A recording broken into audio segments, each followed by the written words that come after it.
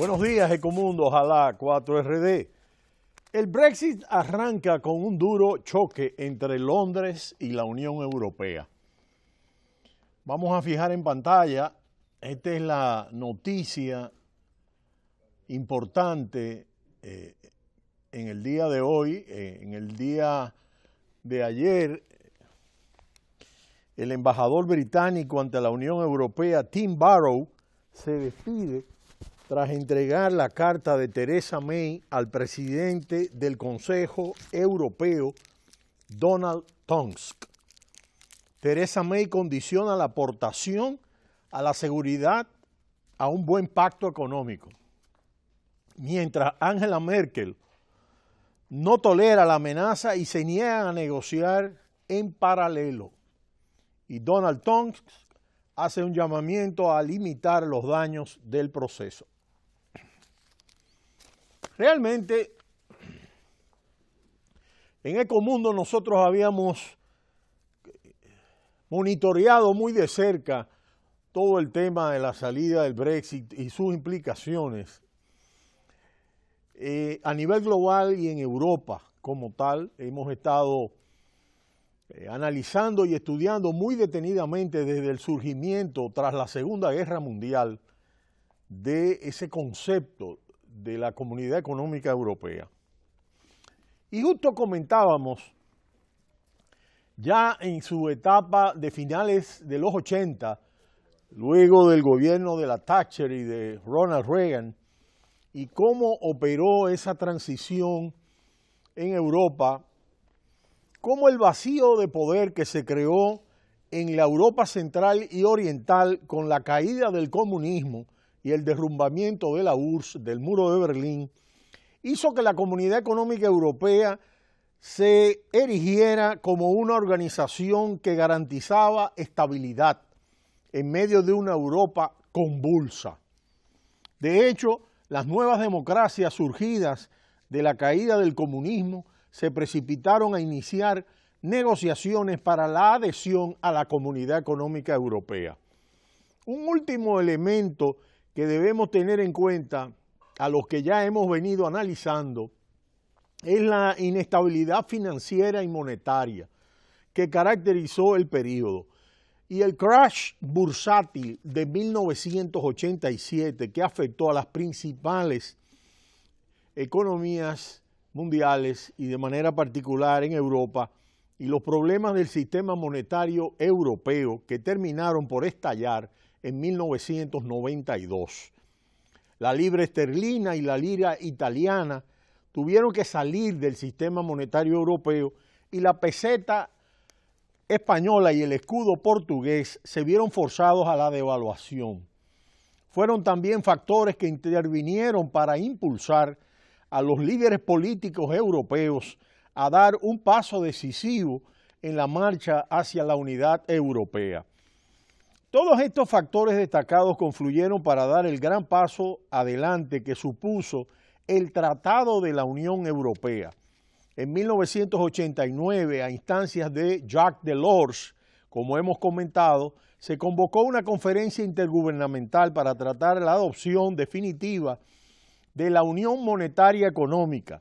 En 1990 se convocó otra comisión intergubernamental para estudiar la constitución de la Unión Política. El papel del denominado eje franco-alemán fue de nuevo clave en un mensaje conjunto de Helmut Kohl y François Mitterrand, que afirmaron lo siguiente en 1990.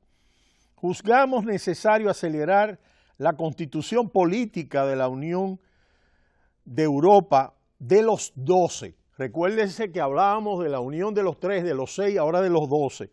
Pensamos que es el momento de transformar el conjunto de las relaciones entre los Estados miembros en una Unión Europea y dotarla de los medios de acción necesarios.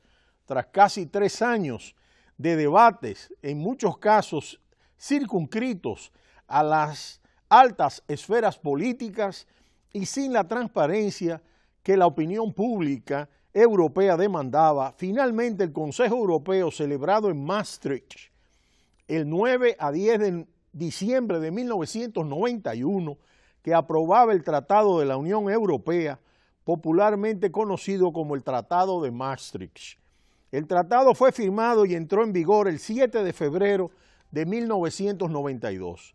El Tratado de la Unión Europea, el Tratado de Maastricht, había sido firmado en esa localidad holandesa y constituye una piedra angular en el proceso de integración europeo, pues al modificar y completar el Tratado de París de 1951, que creó el SECA, de los Tratados de Roma de 1957, que instituyeron la Comunidad Económica Europea, y el Euratom y el Acta Única Europea de 1986, que hemos comentado ampliamente todos estos hitos de conformación de la Unión Europea.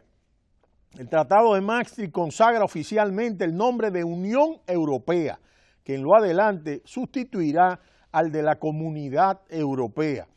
El término unión se usa desde el inicio del Tratado de la Unión Europea y dice lo siguiente: el presente tratado constituye una nueva etapa en el proceso creado de una unión cada vez más estrecha entre los pueblos de Europa.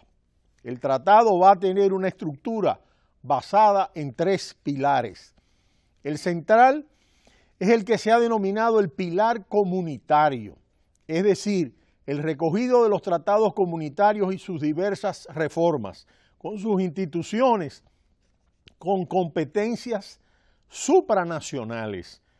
En este pilar están recogidos el mercado único, la unión económica y monetaria, los fondos estructurales y de cohesión. Los nuevos pilares, los laterales fuera de este pilar comunitario, estarían basados no en los poderes supranacionales, sino en la cooperación entre los gobiernos, la política exterior y la seguridad común, la justicia y asuntos de interior. ¿Cuál es la gran diferencia entre el pilar comunitario y los 2 pilares basados en la cooperación intergubernamental? Básicamente tiene que ver con la forma en que se toman las decisiones y con las competencias de las instituciones comunitarias.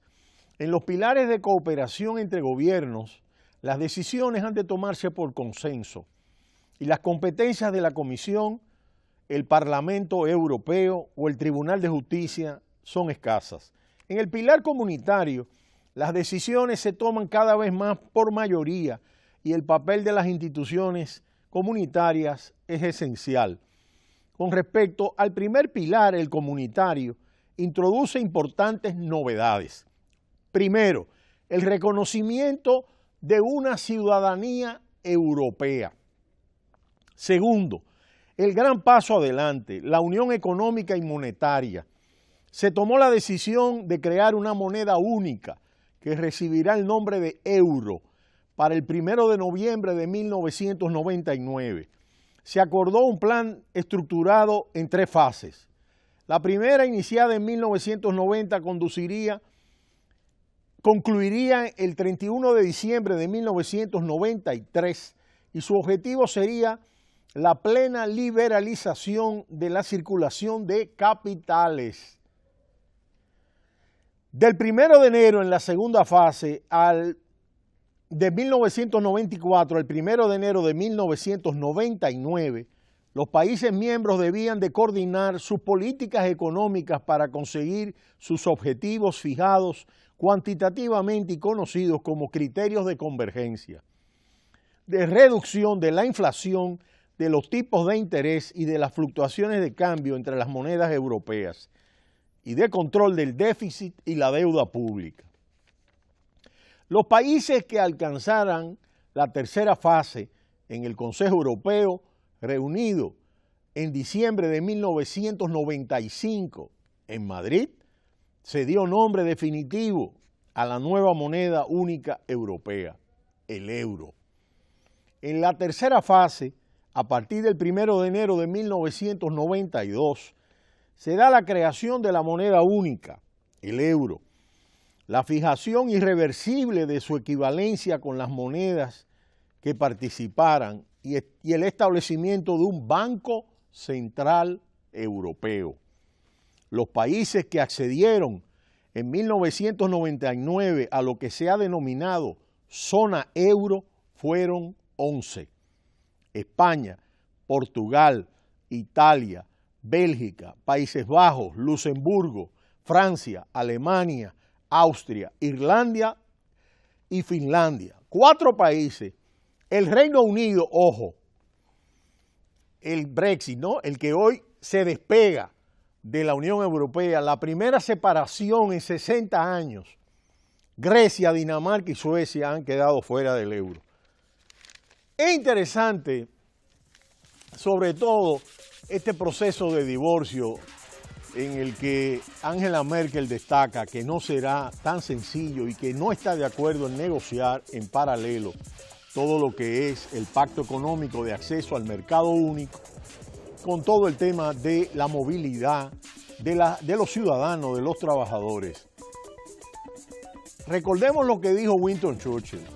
Lo que tenemos que pensar para Europa es un sistema como los Estados Unidos de América. Pero será hasta mañana cuando volveremos en Ecomundo, ojalá 4RD. No le cambie, cita cultural.